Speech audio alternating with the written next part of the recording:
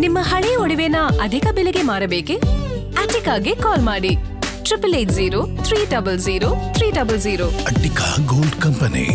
5 ಕೋಟಿ ಜನ ಆಸ್ತಿಕರು ಯಾರು ಧರ್ಮಸ್ಥಳವನ್ನ ನಂಬಿಕೊಂಡು ನಡೆದಿದ್ರೋ ಅವರ ಆಸ್ತಿಕತೆಯ ಮೇಲೆ ಆಗಿರುವಂತ ಆಘಾತಕ್ಕೆ ಇವತ್ತು ನಾನೇ ಹೊಣೆ ಅಂತ ಪ್ರಕಾಶ್ ರಾಜ್ ಹೇಳಲಿಕ್ಕೆ ಸಿದ್ಧ ಇದ್ದಾರಾ? ಇದು ಇವತ್ತು ಹೊರಗೆ ಬರಬೇಕಾಗಿದೆ. ಒಂದು ಪ್ರಕಾಶ್ ರಾಜರು ಕ್ಷಮೆ ಕೇಳಬೇಕು. ನಂಗೆ ಗೊತ್ತಿಲ್ಲ ಎಲ್ಲರ ಇದೇನಿದೆ, ಅವ್ರು ಇವತ್ತು ಹೇಳಬೇಕಾದ್ರೆ ಅವ್ರು ಹೇಳ್ತಾರಲ್ಲ ನನಗೆ ಅವ್ರು ಜಂಟಲ್ಮನ್ ಅನ್ನಿಸ್ತಾರೆ ಅಂತ. ಅವತ್ತು ಇಡೀ ರಾಜ್ಯದಲ್ಲಿದ್ದ ಜನರ ಮನಸ್ಸಿನೊಳಗೆ ವೀರೇಂದ್ರ ಹೆಗಡೆ ಅವರು ಜಂಟಲ್ಮನ್ ಅನ್ನೋ ಭಾವನೆಯನ್ನ ಕಿತ್ತು ಬಿಸಾಕಲಿಕ್ಕೆ ಪ್ರಯತ್ನ ಪಟ್ಟ ಪ್ರಕಾಶ್ ರಾಜರಿಗೆ ಇದಿರುವಂತ ಮೊದಲನೇ ಆಗ್ರಹ. ಇನ್ ಎರಡನೇದು, ಅಕಸ್ಮಾತ್ ಸರ್ಕಾರ ತುಂಬಾ ತೀವ್ರತರವಾಗಿರುವಂತ ಈ SIT ಮಧ್ಯಂತರ ವರದಿಯನ್ನಂತೂ ಅವರು ಮುಂದಿಡ್ಲೇಬೇಕು.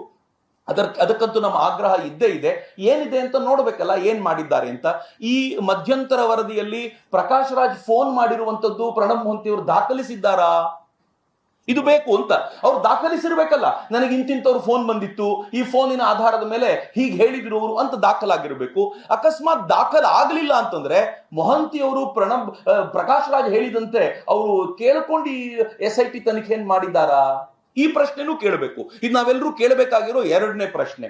ಇನ್ನು ಮೂರನೇದು, ಇವತ್ತು ನಾನು ಧರ್ಮ ಭೀರುವಾಗಿದ್ದೀನಿ, ನಾನು ಧರ್ಮವನ್ನು ಒಪ್ತೇನೆ ಅಂತ ಹೇಳಿ ದೇವಸ್ಥಾನಗಳಿಗೆ ಹೋಗ್ತಾ ಶ್ರದ್ಧೆಯಿಂದ ಭಗವಂತನಿಗೆ ನಡ್ಕೊಳ್ಳುವಂತ CM ಇದ್ದಾರೆ. ಇವತ್ತು ನಾನು ಅವರನ್ನು ಅತ್ಯಂತ ಕಳಕಳಿಯಿಂದ ವಿನಂತಿಸ್ಕೊಳ್ತೀನಿ. ನಮ್ಮೆಲ್ಲರ ನಂಬಿಕೆಗೆ ಘಾಸಿಯಾಗಿರುವಂತ ಸಂಗತಿ ಇದು. ನೀವು SIT ರಚನೆ ಆಗುವ ಬಹುಶಃ ಅದೇ ಸಂದರ್ಭದಲ್ಲಿ ಅವರು ಕೂಡ ಧರ್ಮಸ್ಥಳಕ್ಕೆ ಹೋಗಿದ್ರು. ಧರ್ಮಸ್ಥಳದ ವೀರೇಂದ್ರ ಹೆಗಡೆ ಅವರೊಂದಿಗೆ ಮತ್ತು ಧರ್ಮಸ್ಥಳದ ದೇವರ ದರ್ಶನವನ್ನ ಪಡ್ಕೊಂಡು ವೀರೇಂದ್ರ ಹೆಗಡೆ ಅವರು ಮಾತಾಡಿಸ್ಕೊಂಡು ಬಂದಿದ್ದು ನನಗೆ ಈ ಸಂದರ್ಭದಲ್ಲಿ ನೆನಪಾಗ್ತಿದೆ. ಈಗ ನಾನು ರಾಜ್ಯದ ಮುಖ್ಯಮಂತ್ರಿಗಳನ್ನ ಕೇಳ್ಕೊಳ್ತೀನಿ, ಆದಷ್ಟು ಬೇಗ ಈ ಪ್ರಕರಣದಲ್ಲಿರುವಂತ ನ್ಯಾಯವನ್ನ ಹೊರಗೆ ತರಬೇಕಾಗಿದೆ ಅಂತ. ಇದಕ್ಕೆ ಇನ್ನೂ ತಡ ಮಾಡದಷ್ಟು ಈ ತರದವರ ಸಂಖ್ಯೆ ಬೆಳೀತಾ ಹೋಗುತ್ತೆ. ಧರ್ಮಸ್ಥಳ ಅನ್ನೋದು ಒಂದು ನೆಪ ಮಾತ್ರವಾಗಿತ್ತು ಇವರಿಗೆ.